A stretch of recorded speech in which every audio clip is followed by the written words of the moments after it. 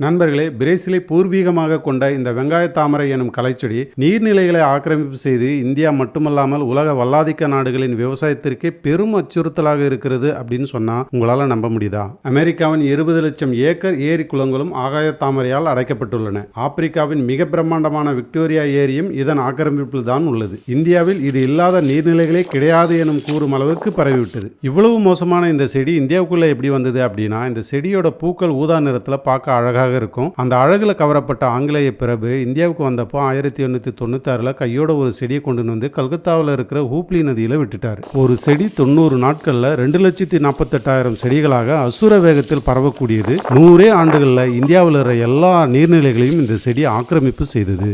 உலக நாடுகள் பல்லாயிரம் கோடிகள் செலவழித்தும் கட்டுப்படுத்த முடியாத இந்த செடிகளை இந்தியா அமெரிக்காவிடமிருந்து உயிரியல் ஆயுதமாக சில வகை வண்டுகளை வாங்கி கட்டுப்படுத்தி வருகிறது. இனி அந்த வண்டுகளால் என்ன ஆபத்து நிகழப்போகிறதோ தெரியவில்லை.